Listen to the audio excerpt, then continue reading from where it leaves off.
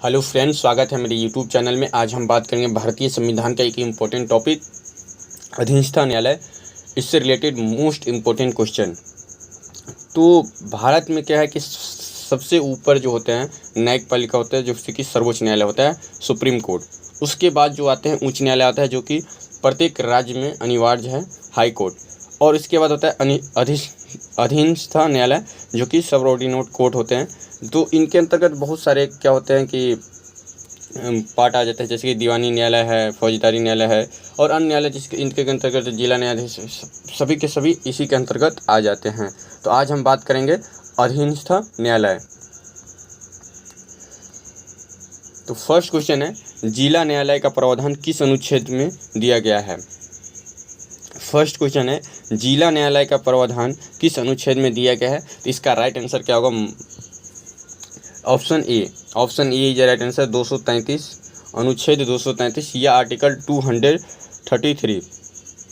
Important question है कि जिला न्यायालय का प्रावधान किस अनुच्छेद में दिया गया है? तो इसका राइट आंसर क्या होगा? अनुच्छेद 233। Option A is right answer. जिला न्यायालय का प्रावधान संविधान के किस भाग में दिया गया है? जिला न्यायालय का प्रावधान संविधान के किस भाग में दिया गया है? तो इसका राइट आंसर क्या होगा? ऑप्शन सी भाग 6। ऑप्शन सी भाग 6। जो जिला न्यायालय का जो प्रावधान है वह किस भाग में दिया गया है संविधान के? तो यह भाग 6 में दिया गया है। यह भी पार्ट अधीनस्थ न्यायालय का ही पार्ट है, जिला न्यायालय। तो जिला न्यायालय का जो प्रावधान है वो किस भाग में दिया गया है? तो भाग 6 में दिया गया है। तो जिला न्यायालय जो होता है, जो अधीनस्थ न्यायालय के अंतर्गत ही आते हैं। तो अधीनस्थ न्यायालय का जो प्रावधान है अनुच्छेद 233 से लेकर 237 तक दिया गया है। यह इसी बीच में सभी का प्रावधान दिया गया है। अधीनस्थ न्यायालय का प्रावधान कितने से कितने अनुच्छेद तक दिया गया है? तो 233 से 237 तक दिया गया है। जिला न्यायालय पर किसका नियंत्रण होता है? जो जिला न्यायालय होते हैं उस पर किसका नियंत्रण होते हैं? तो इसका राइट आंसर क्या होगा? ऑप्शन सी उच्च न्यायालय का। जो जिला न्यायालय होता है उन पर किनका नियंत्रण होता है? तो उस राज्य के जो उच्च न्यायालय होते हैं या हाई कोर्ट, तो उन्हीं का नियंत्रण होते हैं जिला न्यायालय पे। जिला न्यायालय पर राज्य के उच्च न्यायालय का नियंत्रण होता है। जिला न्यायाधीशों की नियुक्ति कौन करते हैं या कौन करते हैं? जो जिला न्यायाधीश होते हैं उनकी नियुक्ति कौन करते हैं? इसका राइट आंसर क्या होगा? ऑप्शन बी राज्यपाल। जो जिला न्यायाधीश होते हैं इनकी नियुक्ति कौन करते हैं? तो राज्यपाल जी के द्वारा किया जाता है। लेकिन राज्यपाल जी भी ऐसे ही नियुक्ति किसी को नहीं करेंगे जैसे कि राज्यपाल जी द्वारा किया जाता है, लेकिन राज्यपाल जी द्वारा उच्च न्यायालय के जो न्यायाधीश होते हैं उनके सलाह से किया जाता है। इसका राइट आंसर क्या होगा? Option B. जो जिला न्यायाधीश की जो नियुक्ति होता है वह राज्यपाल जी के द्वारा किया जाता है, और जो राज्य के जो हाई कोर्ट होता है उनके जो न्यायाधीश होते हैं उनके सलाह से किया जाता है। Option B is a right answer. Option B is a right answer. अधीनस्थ न्यायालय पर उच्च न्यायालय का नियंत्रण रहेगा, यह किस अनुच्छेद में कहा गया है? जो अधीनस्थ न्यायालय है उस पर उच्च न्यायालय का नियंत्रण होगा, वह किस अनुच्छेद में कहा गया है? तो इसका राइट आंसर क्या होगा? Option A 235। अनुच्छेद 235 में यह प्रावधान दिया गया है। जो अधीनस्थ न्यायालय होगा उस पर उच्च न्यायालय का नियंत्रण रहेगा, किस अनुच्छेद में कहा गया है? इसका राइट आंसर क्या होगा? अनुच्छेद 235 या आर्टिकल 235। अधीनस्थ न्यायालय जो होते हैं वह जिले स्तर पे होते हैं, तो इन पर किसका नियंत्रण होते हैं? उच्च न्यायालय का नियंत्रण होते हैं। Option E is right answer 235। जिले का सबसे बड़ा न्यायिक अधिकारी कौन होता है? जो जिले का सबसे बड़ा न्यायिक अधिकारी होते हैं वो कौन होते हैं? तो इसका राइट आंसर क्या होगा? Option C is right answer, जिला न्यायाधीश। जो जिले के जो अधीनस्थ न्यायालय या जिला न्यायाधीश होते हैं तो उनके सबसे बड़ा अधिकारी न्यायिक अधिकारी कौन होते हैं?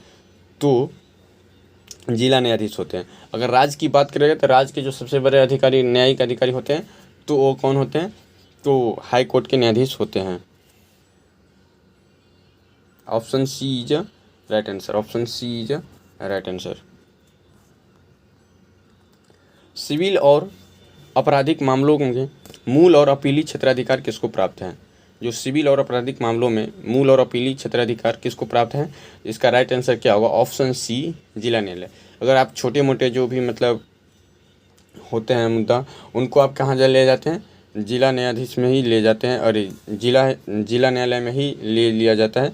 उसके बाद ही मतलब अगर वहाँ पे मुद्दा सॉल्व नहीं होता है तो हाईकोर्ट तक ये बात पहुँचती नहीं, तो अधिकतर क्या होता है, जिला न्यायालय में ही मामलों को निपटारा किया जाता है। तो option C is right, option C is right answer, जिला न्यायालय। वे मामले जो न्यायालय में लंबित है या अभी मुकदमे के रूप में दर्ज नहीं हुए हैं तो उसे सौंदर्यपूर्ण ढंग से निपटाया जाता है, ऐसे अदालत को क्या कहते हैं? वे मामले जो न्यायालय में लंबित है, लंबित मतलब बहुत दिनों से है, या अभी तक मुकदमे के दर्ज नहीं हुआ है, या कोई भी ऐसा मुकाबला है जो अभी तक मुकदमे के रूप में दर्ज नहीं हुआ है तो उसे सौंदर्यपूर्ण ढंग से निपटाया जाता है, तो ऐसे अदालत को क्या कहते हैं? तो इसका राइट आंसर क्या होगा? ऑप्शन ए, लोक अदालत। ऑप्शन ए इज लोक अदालत। लोक अदालत क्या होता है? जैसे कि आपसी में क्या होता है, बात करके निपटारा किया जाता है, उसी को लोक अदालत कहते हैं। क्योंकि जो बहुत सारे ऐसे मैटर होते हैं जो कि अगर कोर्ट के अंदर पहुंच जाते हैं तो बहुत लंबा समय टेकिंग होते हैं, टाइम टेकिंग होते हैं, तो इसीलिए क्या होता है, इस टाइप से अदालत की प्रावधान किया गया है, तो लोक अदालत। आज़ादी के बाद पहला लोक अदालत शिविर कहाँ आयोजित किया गया था? आज़ादी के बाद मतलब स्वतंत्रता के जो बाद जो पहला लोक अदालत शिविर आयोजित किया गया था वो कहाँ आयोजित किया गया था? इसका राइट आंसर क्या होगा? Option C, Gujarat. Option C is right answer, Gujarat.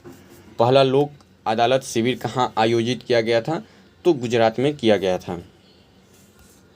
कब किया गया था? 1982 में किया गया था, परंतु उसे वैधानिक दर्जा प्राप्त नहीं हुआ था। इनका वैधानिक दर्जा प्राप्त नहीं हुआ था। लोक अदालत को वैधानिक दर्जा प्रदान करने के लिए कौन सा अधिनियम पारित किया गया था? तो इसका राइट आंसर क्या होगा? ऑप्शन डी, वैधानिक सेवाएं प्राधिकरण अधिनियम 1987। 1987, option D is right answer, 1987। Option D is right answer. तो लोक अदालत को वैधानिक दर्जा प्रदान करने के लिए कौन सा अधिनियम पारित किया गया था? तो वैधानिक सेवाएं प्राधिकरण अधिनियम 1987। देखिए यहाँ पर वैधानिक लिखा गया, संवैधानिक नहीं। संवैधानिक होता है जो कि संविधान में इसका पूर्ण रूप से वर्णन किया गया है, और वैधानिक जो होते हैं ज़रूरत के हिसाब से सुप्रीम कोर्ट क्या होते हैं, जैसे कि जो भी चीज़ें होते हैं तो सुप्रीम कोर्ट संसद की मदद लेके क्या करता है, कोई भी नियम पारित करता है तो उसे वैधानिक सेवाएं कहा जाता है। तो उसका 1987 में यह किया गया था। Option D is right answer. कानूनी सेवा पदाधिकरण अधिनियम 1987 को किस वर्ष संशोधित कर सार्वजनिक उपयोगी सेवाओं से जुड़े मामलों के लिए अस्थायी लोक अदालतों का प्रावधान किया गया? तो इसका राइट आंसर क्या होगा? Option A, 2012। Option A is right answer, 2012। विवाह और पारिवारिक मामलों से संबंधित विवादों में मध्यस्थता और बातचीत को प्रोत्साहित करने व समाधान सुनिश्चित करने के लिए कौन सा अधिनियम लाया गया? जैसे कि विवाह या पारिवारिक मामले होते हैं जिसमें अगर कोई लड़ाई झगड़ा हो जाते हैं तो उसके लिए आदमी क्या करते हैं, कोर्ट पहुंच जाते हैं या पुलिस स्टेशन की हेल्प लेते हैं, उसके माध्यम से खींचातानी होकर क्या होता है, कोर्ट तक की बात पहुंच जाते हैं। तो कोर्ट तक बात पहुंच जाते हैं तो क्या होता है कि इंसल्ट होता है, जैसे कि बहुत फैमिली की भी बेइज्जती होते हैं, या जैसे कोई महिला है उनकी भी बेइज्जती होती है, या कोई पुरुष है उनका भी बेइज्जती हो जाता है। तो इस टाइप से मामले को निपटारा करने के लिए क्या किया गया, एक न्यायालय का मतलब स्थापना किया गया था। तो इसका राइट आंसर क्या है? तो ऑप्शन ए, परिवार न्यायालय अधिनियम 1984। Option A, option A is right answer, परिवार न्यायालय अधिनियम 1984। तो इस टाइप के मामला के लिए कौन सा मतलब अधिनियम पारित किया गया था? तो परिवार न्यायालय अधिनियम 1984 में यह नियम पारित किया गया था। ग्राम न्यायालय अधिनियम 2008 के अंतर्गत कौन से न्यायालय की व्यवस्था की गई है? जो ग्राम न्यायालय अधिनियम आया था 2008 के अंतर्गत, वो उसमें कौन सा न्यायालय की व्यवस्था की गई है?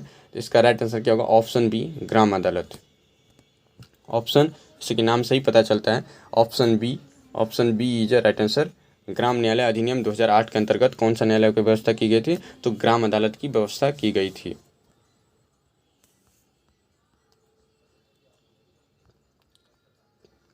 थैंक यू, जय हिंद।